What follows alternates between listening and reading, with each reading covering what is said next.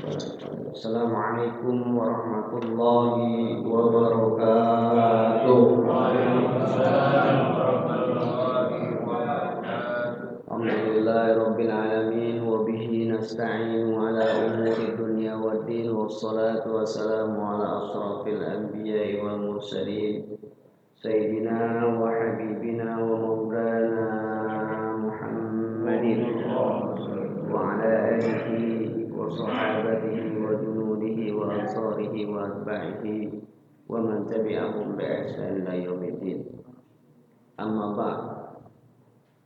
Al-Fatihah ala niyatin anna Allah yaftahu alaina futuhan arifin wa yutaqibuna fid din wa yarzuquna kamal al-ikhlas wal yaqin wa ma ila arwahil ulama'il alimin wal awliya'i salihin wa liladayya al-hadirin ajma'in anna Allah yaqbalu minal jami' wa ya'fu 'anil jami' wa yasluhu sya'nul jami' fid dunya. Wal Fatihah ala niyati ta'allum بهذا الكتاب أن الله يحفظنا ويرحمنا ويغفرنا أحيانا وأمواتنا اغفر لهم يا الله واجعل قبورهم روضة من رياض الجنة. والفاتحة على نية أن الله يشفي مرضانا اشف أنت الشافي لا شفاء إلا شفاؤك شفاء تاما لا يغادر سقما. الفاتحة. أعوذ بالله من الشيطان الرجيم. بسم الله الرحمن الرحيم. الحمد لله رب العالمين الرحمن الرحيم مالك يوم الدين. إياك نعبد ونستعين صراط المستقيم صراط الذين أنعمت عليهم غير المغضوب عليهم ولا الضالين. Jamaah salat subuh Masjid Al-Ma'sum yang dirahmati Allah. Alhamdulillah, sekian kalinya atas izin Allah perkenankan kembali perjumpaan kita. Dan atas izin Allah juga kita sama-sama dalam keadaan sehat, alhamdulillah. Dalam keadaan Allah berikan kesempatan hidup, Allah panjangkan usia kita. Alhamdulillah, yang terpenting dalam keadaan kita berada pada nikmat iman dan Islam. Allah masih memudahkan kita untuk kita ringankan langkah kaki kita. Kita beribadah di tempat mulia ini. Kita mendekatkan diri kepada Allah. Semoga apa-apa yang kita kerjakan pada hari ini, yang lalu, dan apa-apa yang kita kerjakan dengan khilaf, semoga Allah berikan ampunan. Semoga juga Allah maafkan kesalahan kita yang lalu. Begitu juga dosa dan kesalahan orang tua kita, baik yang masih hidup maupun yang sudah tidak ada. Dan kita juga memohon kepada Allah dengan niat menuntut ilmu agama, semoga memberikan balasan, Allah berikan balasan terbaik buat kita. Amin ya Allah. Bapak-bapak jamaah yang dimuliakan Allah, kita akan membahas sedikit berkenaan dengan babul amali wal ilmi. Babul amali bil ilmi. Bab amal dengan ilmu.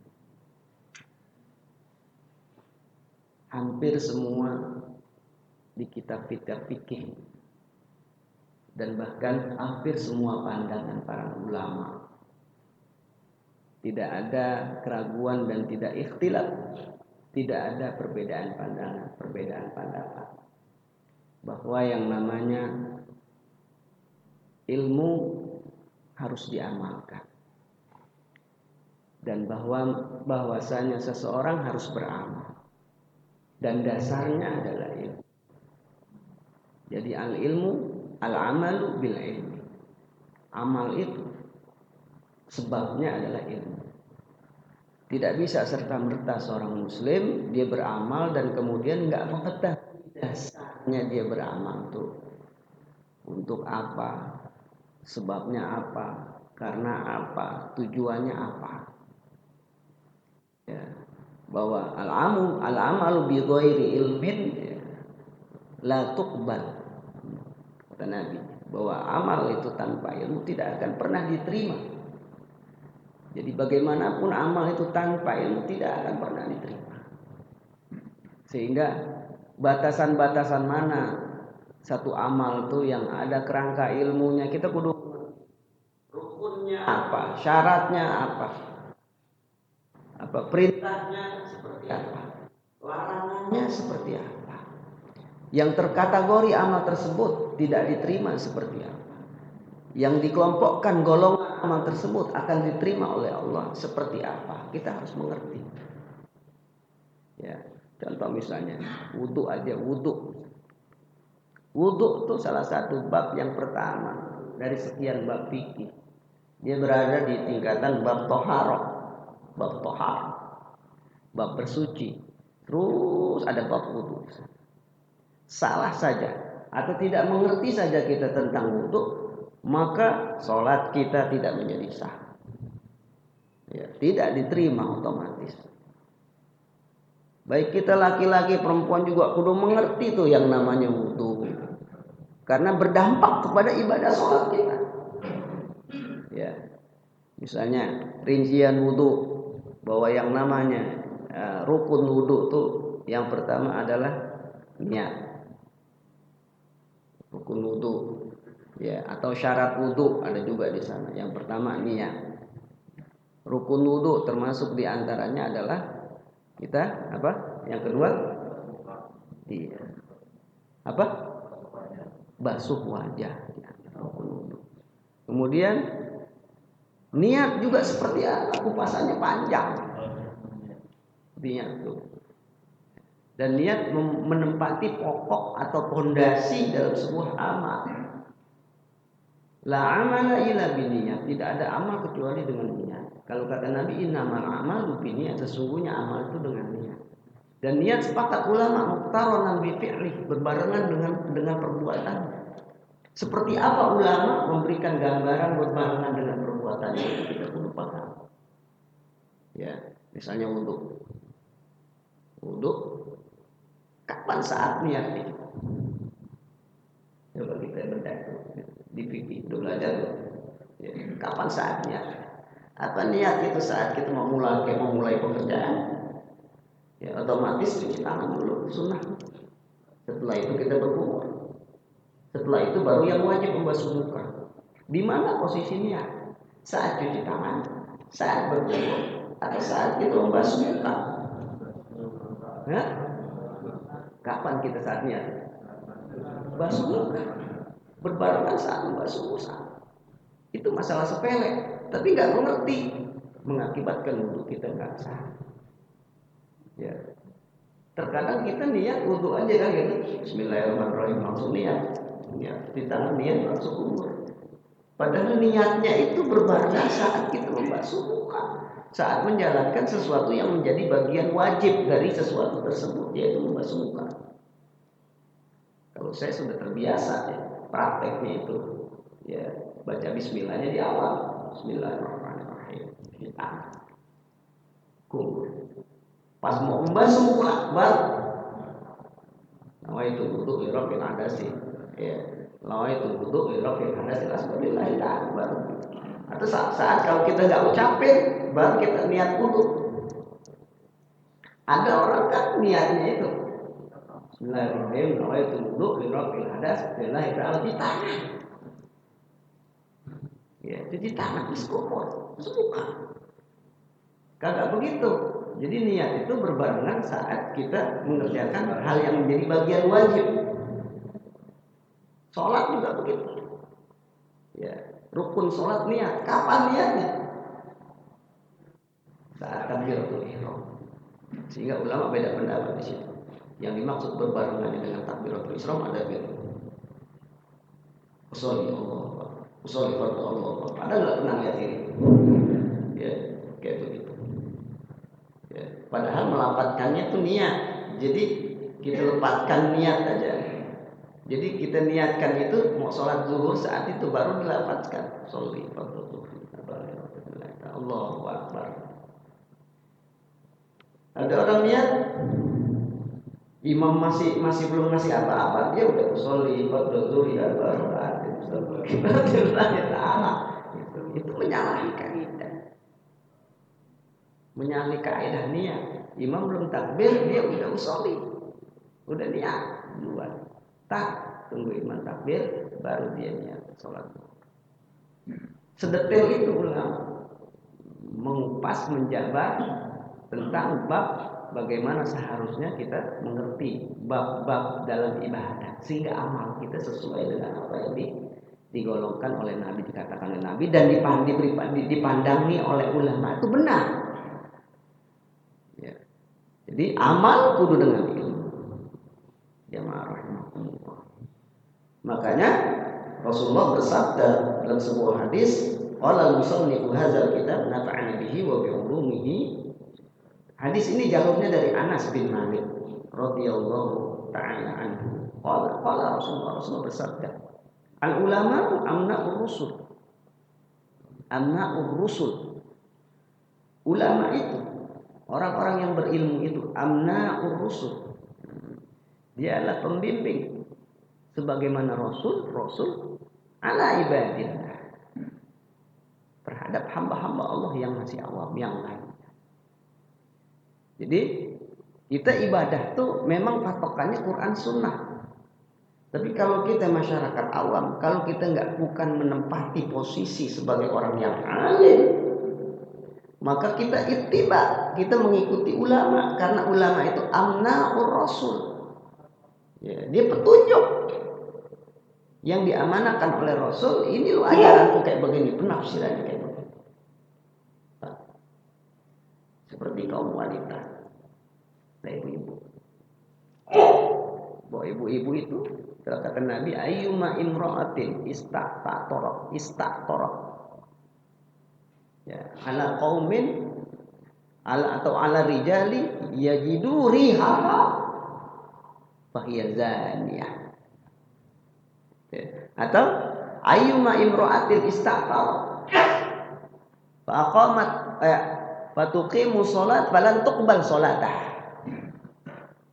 Kata Nabi, siapa saja perempuan yang keluar rumah pakai wangi-wangian dan wangi-wangian dicium itu oleh satu kaum laki-laki, fahiya zaniyah, maka perempuan itu dosanya seperti orang yang zina.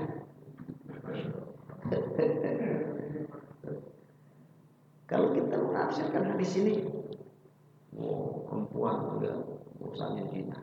Atau dalam hadis Rasul, perempuan siapa saja yang sholat pakai minyak wangi maka lantuk batal. Sholatnya nggak diterima. Kalau kita memandang hadis ini saja, nggak diterima sholat, enggak.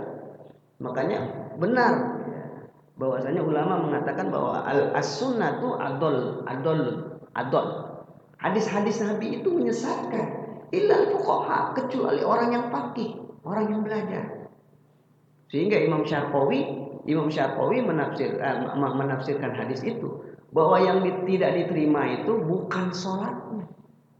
Dia tidak mendapatkan pahala sholat, tapi sholatnya sah diterima.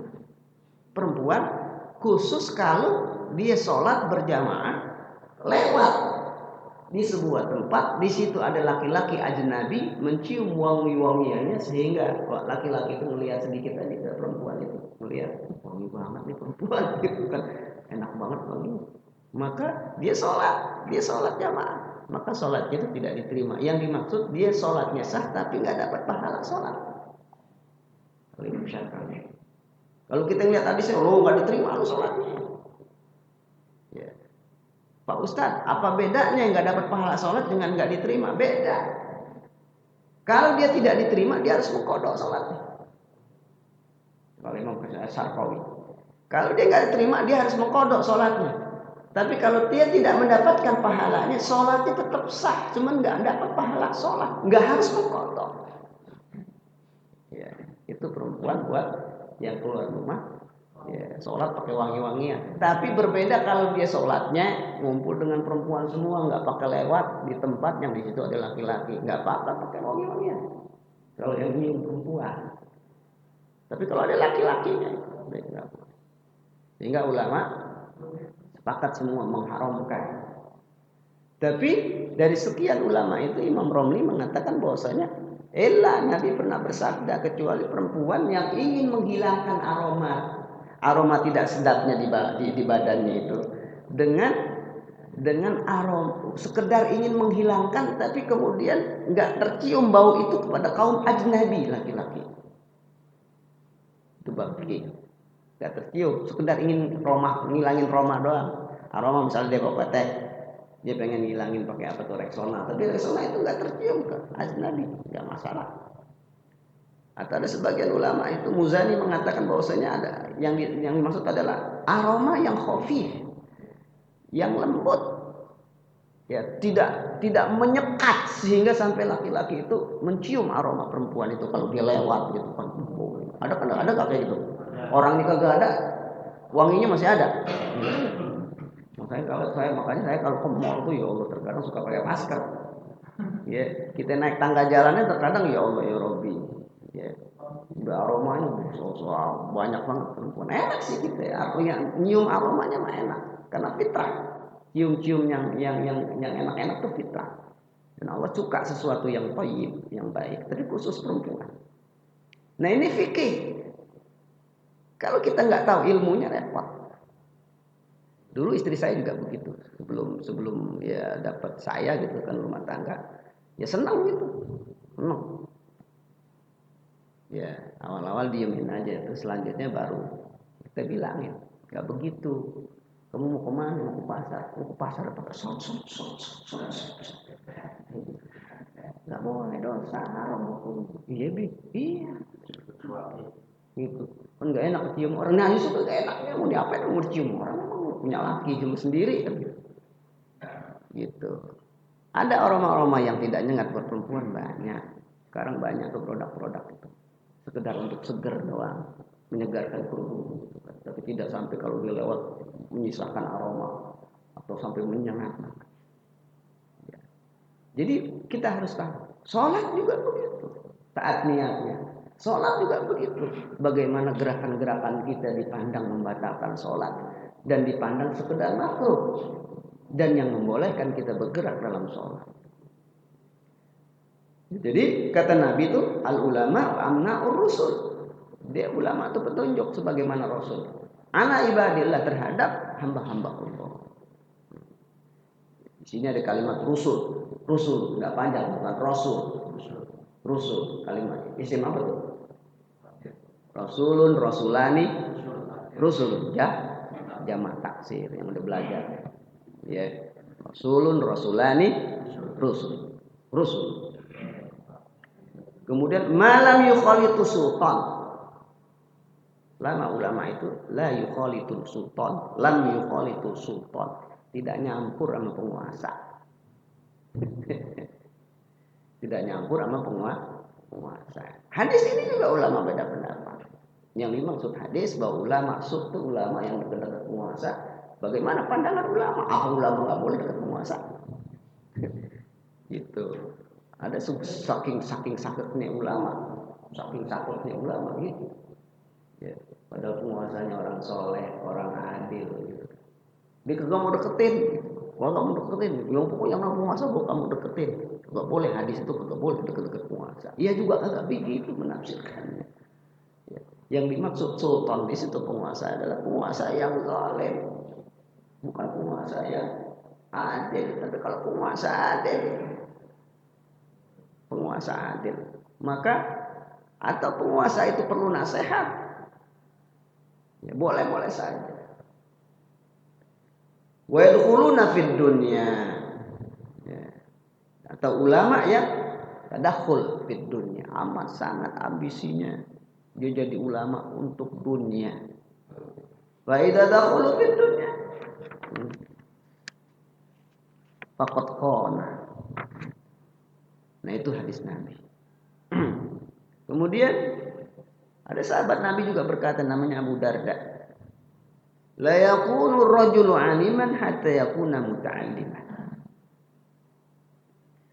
Kita ini enggak mungkin sampai derajat orang yang alim mengerti agama.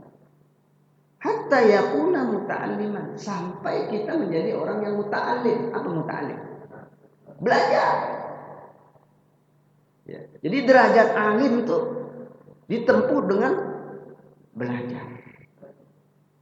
Jarang orang alim kemudian tidak belajar. Kebanyakan alim tapi belajar. Sekalipun ada ilmu yang namanya ilmu laduni. Ya, ilmu dia didapati itu atas ilham karena kedekatannya dan orang-orang khusus saja. Ya. Tapi hakikatnya ilmu itu diperoleh dengan amal itu apa namanya? Derajat alim itu diperoleh dengan ilmu. Itu kata Abu Darda. Wala yakunu aliman hatta yakunu bil ilmi amilan. Begitu juga seseorang enggak disebut alim hatta yakunu bil ilmi amilan, sampai ilmunya yang dia ketahui itu mengantarkan dia jadi orang yang beramal. Jadi patokan nih, kita bisa menyebut orang tua alim pertama berilmu. Yang kedua, kita bisa menyebut orang tua alim kalau dia mengamalkan ilmu. Ya. Kalau dia itu berilmu tapi tidak mengamalkan ilmunya, nggak dipandang alim oleh Abu Darda, sahabat Nabi. Ya.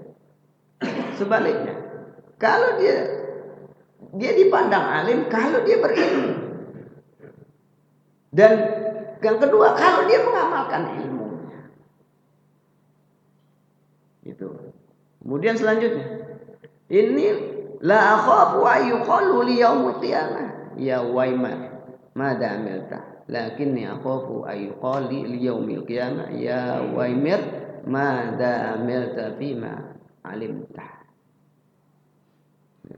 Kemudian kata Abu Darda kepada sahabatnya ini Umair, Umair, kan dia lagi ngomong sama Umar, sukunya aku tidak menakuti ya tentang julukan yang aku dapatin pada hari kiamat.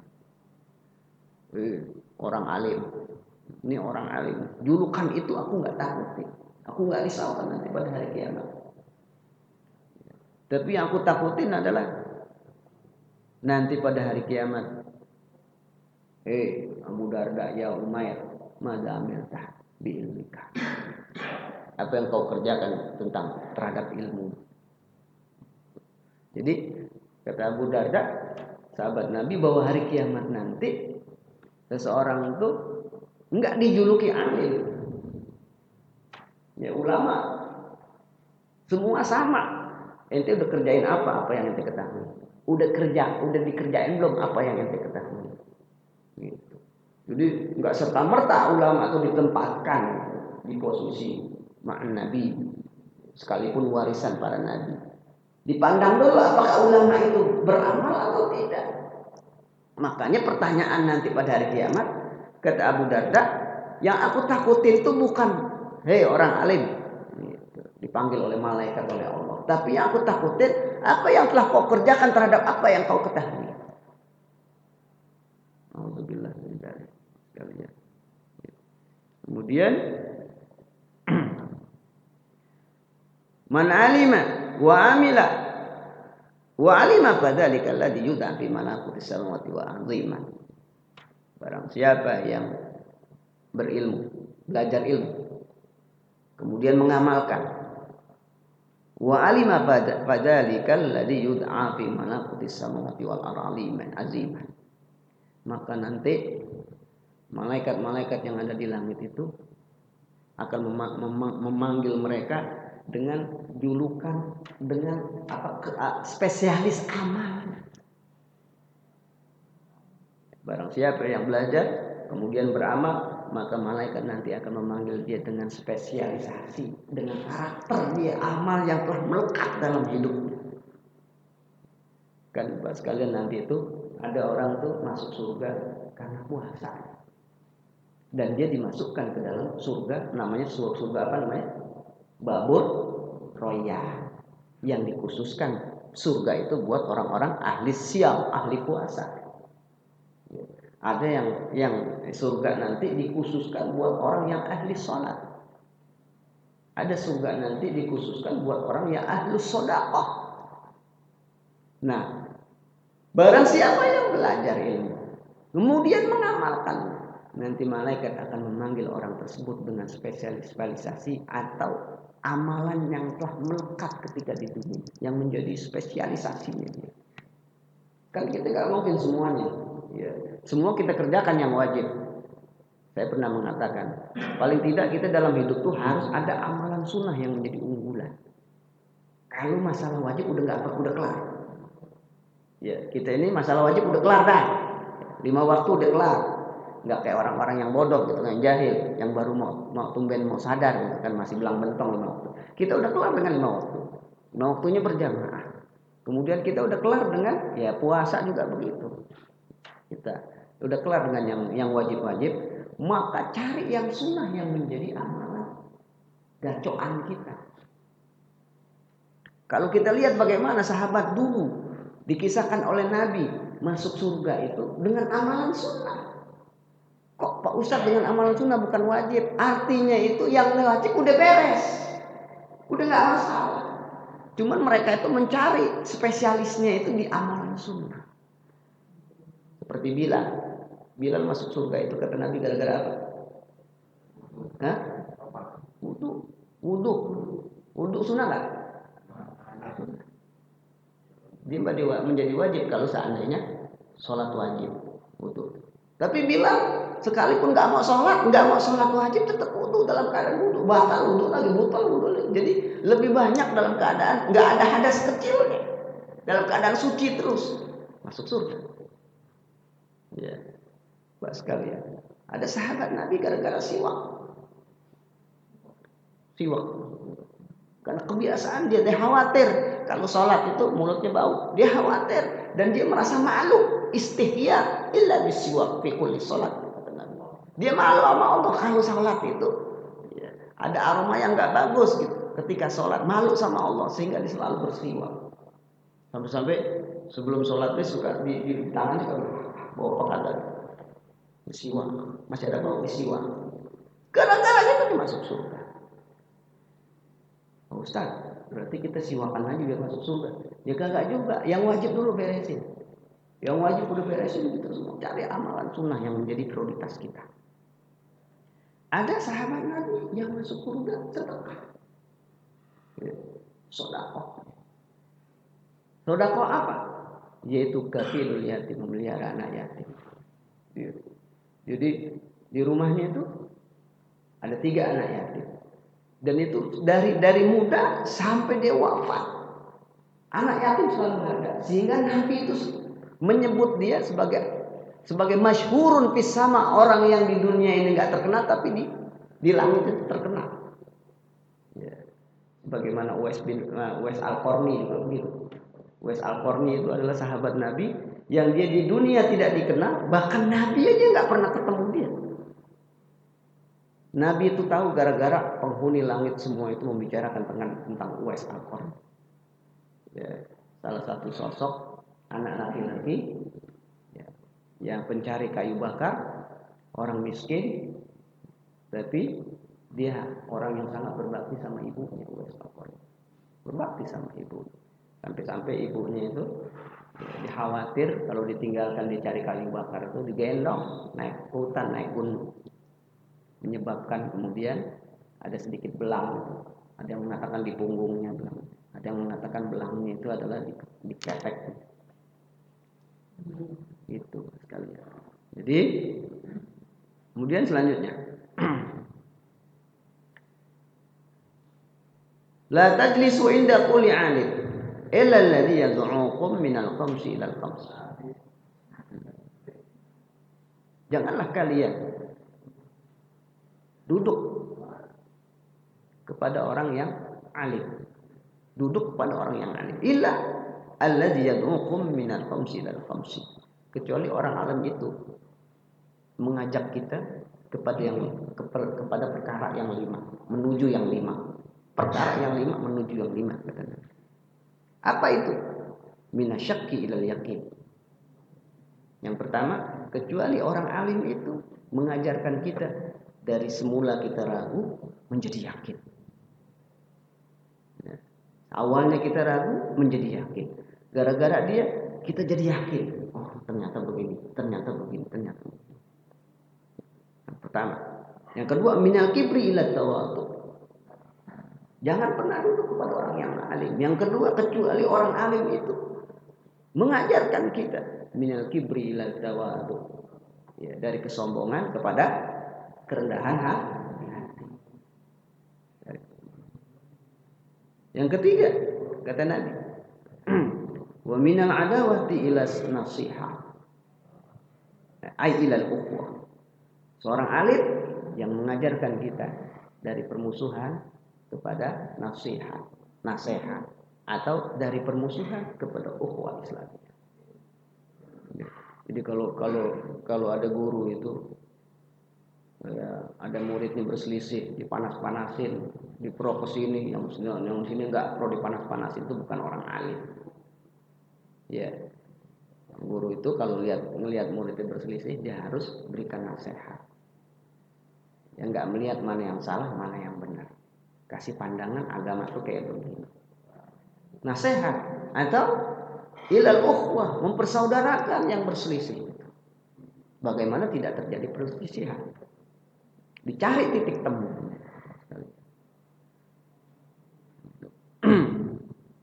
Saya sampai hari ini baru mengiyakan, sebenarnya nggak mau jadi pengurus masjid Baitur Rahmah. Dari zaman Pak Kiai ada sampai tidak ada, kemudian terus beralih ke Habib Abdullah, kemarin nawarin juga terus, ya, karena konfliknya luar biasa di situ, nggak demen aja konflik itu kan. Akhirnya dipaksa-paksa ke rumah, dipaksa bisa minta tolong. Ya udah masukin bagian apa kayak gitu. Terus sekalian bagian apa kayak masukin. Terus bingung gitu ngatasin. Pernah ngomong sama si fulan, ente dibawa ke Masjid Darun Nadah, ke Masjid Baitur Rahmah. Berarti almarhum punya andil besar sama ente. Ya. Ngomong sama satunya, ente tuh muridnya almarhum, anak murid almarhum, murid kiai. Nah bisa ngajar di almarhum juga karena almarhum, Nurul Huda juga karena almarhum, karena memang guru aneh. Enggak begitu memandang seorang guru. Kalau aneh diajarin enggak begitu. Patokan aneh itu tetap apa kata ulama itu al-fadlu lil muqtadi wa in ahsanal muqtadi. Ya, ingat al-fadlu lil muqtadi wa in ahsanal muqtadi. Keutamaan itu milik orang yang merintis. Wa in ahsanal muqtadi, sekalipun orang yang datang kemudian lebih baik. Ya. Yang pertama kali membangun masjid ini, musola ini siapa? Oh si Fulan bin Fulan. Yang mewakafkan dia, yang pertama ngebangun dia si Fulan bin Fulan. Ya orangnya mah kagak ngerti agama, baca Quran kagak bisa gitu. Yang datang kemudian lebih pinter, doktor, ini, mana yang lebih utama? Yang membangun musola ini, ya, yang mewakafkan masjid. Begitu. Dan kita hidup tuh nggak boleh menghilangkan, ya, istilahnya itu pendiri, nggak boleh. Sekalipun kita merasa lebih baik dari orang yang pertama, karena al-fadlu lil muqtadi, yang utama tuh milik orang yang pertama kali merintis. Wa in ahsanal muqtadi, sekalipun yang datang kemudian itu lebih baik. Ada ngomong tuh begitu. Masalah Baitur Rahman saya bilang. Ya. Kalau murid-murid almarhum dan zuriyah almarhum kompak selesai. Kenapa orang jauh-jauh diangkat jadi ketua masjid? Kemudian orang Menteng atas diangkat jadi ketua masjid. Kembali lagi orang daerah situ yang baru sholat berapa kali Baitur Rahman diangkat jadi ketua masjid. Sekarang kembali lagi orang Menteng atas jauh di Mujahidin sono kok jadi ketua masjid. Lah, murid-muridnya gimana cerita? Akibat. Ya. Jadi begitu Pak sekalian. Seseorang tuh nggak dipandang alim kalau dia tidak bisa, ya, tidak memberikan nasihat kepada sesuatu yang ada permusuhan di dalam. Seseorang tidak dipandang alim kalau dia tidak menyatukan kalau ada konflik yang ada di dalam. Seseorang tidak dipandang alim kalau seandainya dia tidak mengajarkan ketawaduan, lebih kepada bagaimana orang kibir, sombong terhadap ilmu. Enggak dipandang alim. Ulama-ulama itu tawadu. Kemudian selanjutnya, wa minariya ilal ikhlas. Orang alim itu selalu mengajarkan bagaimana beramal dengan ikhlas. Wa minar raqba ila zuhdi. Orang alim selalu mengajarkan bagaimana hidup dengan zuhud sederhana. Hidup zuhud sederhana. Itu kata Nabi SAW. Kemudian idza lam ya'mal alim ya'maluhu istankafar jahil ayyata'allama min. Kalau seorang alim itu enggak mengamalkan ilmunya, bi ilmihi istankafal jahil ayyata'allama min. Maka orang yang bodoh itu semakin bodoh. Semakin bodoh. Dan orang bodoh enggak akan terbuka hatinya kalau orang alim tidak mengamalkan ilmu. Jadi, Pak, saya juga merasakan sendiri gitu kan. Bagaimana pengaruh pengajaran kita gitu terhadap orang-orang yang kita ajarkan. Respon cepatnya dia beribadah. Respon cepatnya dia menerima nasihat. Itu sangat tergantung dengan kualitas orang yang mengajarkan itu, bagaimana kedekatannya dengan Allah. Ya. Makanya dalam Al-Quran ada nurun ala nur. Yahdillahu binurihi may yasha. Nurun ala nur. Cahaya di atas cahaya. Apa yang dimaksud cahaya di atas cahaya dalam tafsir ntar kita sampai. Yang dimaksud cahaya di atas cahaya ada mufassir menafsirkan yaitu yang dimaksud cahaya itu adalah cahaya Quran. Yang dimaksud cahaya di atas cahaya adalah cahaya orang-orang yang mengamalkan Quran. Para ulama, para alim yang mengamalkan Quran. Maka berarti dia bercahaya. Maka omongannya juga bercahaya. Akan menyentuh ke jiwa dan seterusnya. Sekalian. Kemudian lanjutnya. Anna rajulan fi Bani Israil jama'a samanina tabutan minal ilm. Lauhallahu ta'ala ila nabiyyin minal anbiya'i an qalla li hadzal hakim. Ada kisah di sini. Ada seseorang dia itu membeli yang kuda kecil itu namanya apa? Keledai. Bagok. Dia membeli keledai. Ternyata keledai itu bukan dipakai buat mengangkut barang, bukan buat ngebajak dan seterusnya, bukan dimanfaatkan buat itu. Satu ketika ada tetangga orang banyak nanya, ente kok beli keledai itu ditaruh aja di jaminannya cuma dikasih makan, nggak ditumpangin, nggak dibuat angkut barang dan seterusnya. Buat apa ente punya keledai? Bahwa keledaiku itu buat aku manfaatkan. Maksudnya buat aku setubuhin. Buat setubuhin? Iya. Itu nggak boleh. Dilarang agama. Ada agama melarang kita berzina dengan keledai. Begitu. Emang ada agama berzina dengan keledai? Gitu. Yang hanya dapat akibat dari kebodohan itu dia nggak mengerti. Emang yang namanya berzina itu bukan hanya sama manusia itu nggak boleh, apalagi sama binatang. Dan waktu sekolah kayak dan nggak ngerti agama dia bahkan berzina kepada binatang tuh nggak apa-apa ya, perempuan karena mengakibatkan hamil dan seterusnya. Itu kebodohan. Ada kisah itu di sini. Ya.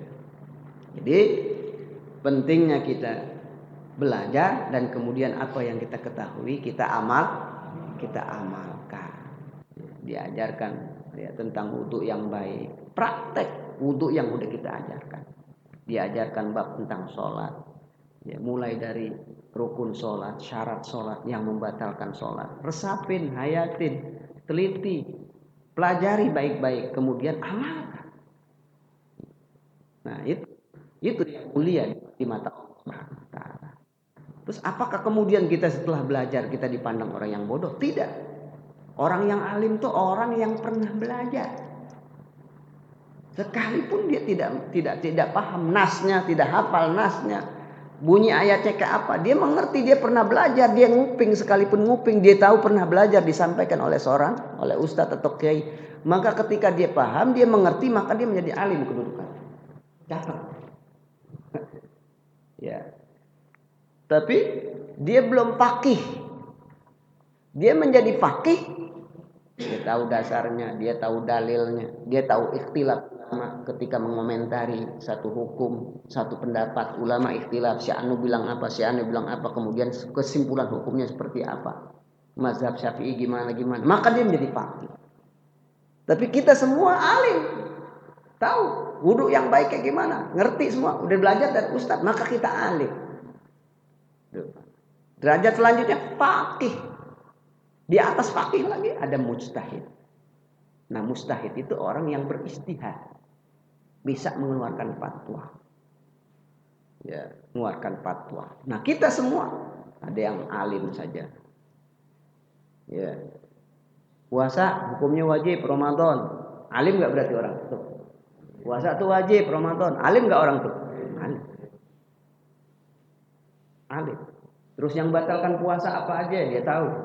Yang batalkan puasa misalnya, dia memasukkan sesuatu makan minum ke dalam tenggorokan misalnya. Ya.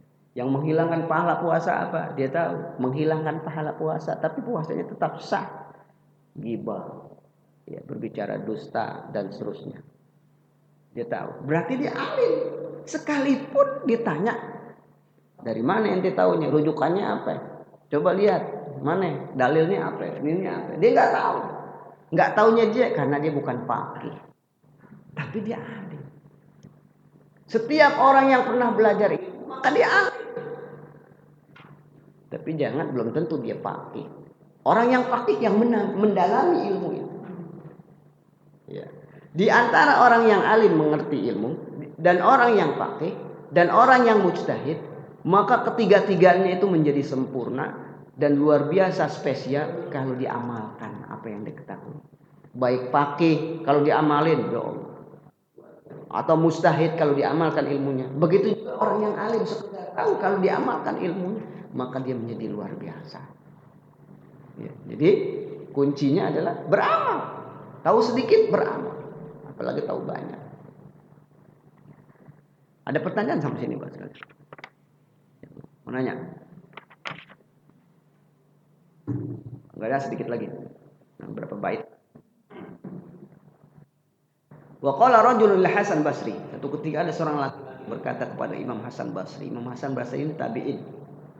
Ya, seorang tabi'in, orang yang hidup di zaman sahabat. Di antara tabi'in senior. Dia itu satu angkatan dengan Atha, Mujahid, Sufyan Ats-Tsauri. Dia berkata, seorang tabi'in Hasan Basri, "Inna fuqaha'una yaquluna kadza." Faqala Al-Hasan, "Wa hal ra'aita faqihan qat?" Innamal faqih az-zahid fid dunya ar-raghib fil akhirah, al-basir bi dzambihi ad-dawam dari rabbih. Kata Imam Hasan Basri satu ketika, bahkan dia berkata, "Inna fuqaha'una yaquluna kadza." Orang laki-laki ini dia berkata, sesungguhnya orang-orang fakih kami ngomong begini. Imam Hasan Basri tuh si Kiai Inu ngomong kayak begini hukumnya begini. Apa kata Imam Hasan Basri? Wa hal ra'aita faqihan qat? Apa ente sudah melihat kefakihan dia? Udah melihat aman laki-laki itu yang bertanya. Kemudian apa yang kau maksud wahai Imam Hasan Basri? Kefakihan dia kayak gimana? Saya udah tahu ilmunya tuh tinggi luar biasa. Ente udah lihat kefakihannya. Maksudnya apa? Apa kata Imam Hasan Basri? Innamal faqihu zahidu fid dunya raghibun fil akhirah. Dia menjadi faqih kalau dia zuhud di dunia, kemudian ar-raghibu fil akhirah, dan kehidupannya dia orientasikan untuk akhirat semata. Ya. Kemudian al-basiru bi dzambihi. Dia disebut faqih kalau dia basir bi dzambihi. Amat sangat teliti dengan dosanya. Peka sama dosanya. Karena dia derajatnya lebih alim dari sekedar orang yang alim. Kalau dia enggak peka terhadap dosanya, dia cuma pandai doang, dia cuma bisa menjabarkan doang, maka dia belum disebut faqih dipandang oleh Imam Hasan Basri, seorang tabi'in. Kemudian ad-dawamu ala ibadati rabbih. Dia dipandang faqih kalau dawam ala ibadati rabbih. Udah menjadi karakter ibadah tuh. Udah menjadi habit. Ibadah tuh udah jadi habit. Kebiasaan. ya, baru dipandang dia sebagai faqih. Nah, ini Pak sekalian. Jadi semua berpulang kepada amal. Tahu sedikit tentang ilmu, amalkan. Maka boleh jadi kita derajatnya lebih tinggi ketimbang seorang faqih tapi tidak mengamalkan ilmu. Atau seorang di atas itu mujtahid tapi nggak mengamalkan ilmunya.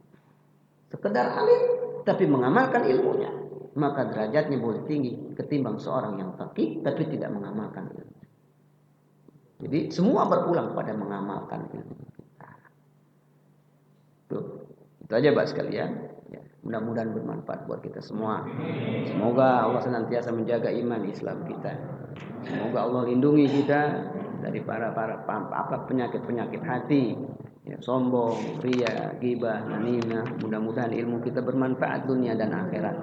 Semoga Allah mengampuni kesalahan kita, kesalahan kedua orang tua kita, baik yang masih hidup maupun yang sudah tidak ada. Semoga juga Allah jadikan anak-anak keturunan kita, cucu kita, mereka Allah jadikan anak-anak yang soleh dan solehah, yang berbakti kepada kedua orang tuanya. Semoga Allah berkahi harta kita, Allah berkahi umur kita, dan pada akhirnya nanti kalau kita berjumpa dengan Allah, Allah wafatkan kita dalam keadaan husnul khotimah, dan dalam keadaan amal-amal kita diterima sebagai amal soleh yang bisa memperberat amal kita di hadapan Allah Subhanahu wa taala. Amin ya rabbal alamin. Bitilka niyah wa ala hadhihi niyah wa kulli niyatin shalah wa la hadratin nabil mustafa al-fatihah. A'udzu billahi minasyaitonir rajim. Bismillahirrahmanirrahim. Alhamdulillahi rabbil alamin arrahmanir rahim maliki yaumiddin. Iyyaka na'budu wa iyyaka nasta'in ihdinas siratal mustaqim siratal ladzina an'amta 'alaihim ghairil maghdubi 'alaihim waladdallin. Ya Rabbana tarafna bik wa annana asrafna fatub alaina taubah taghfir li kulli haubah wastur lana al-awrati wa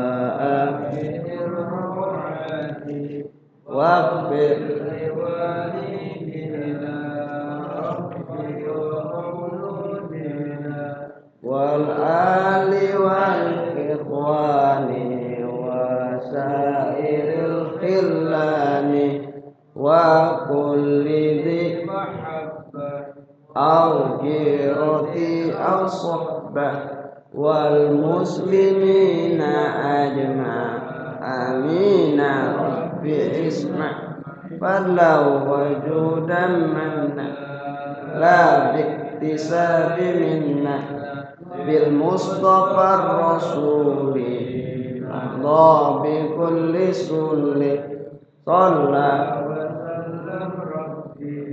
alaihi abdal habbi wal ali wa sahbi adada tashi sahbi walhamdulillahi bil baddi wat tanahi walhamdulillahi bil baddi wat tanahi wa qana ya karim wa qana ya rahim ya rahman ya rahman اللهم بسر الفاتحة بحق الفاتحة وبكرامة الفاتحة وبميزات ما في سورة الفاتحة افتح لنا أبواب الخير وافتح لنا أبواب السلامة صل اللهم على سيدنا محمد وأحينا في سنته وأمتنا في ملته واحشرنا في زمرته مع الذين أنعمت عليهم من النبيين والصديقين والشهداء والصالحين وحسن أولئك رفيقا ربنا آتنا في الدنيا حسنة وفي الآخرة حسنة وقنا عذاب النار والحمد لله رب العالمين. السلام عليكم ورحمة الله وبركاته.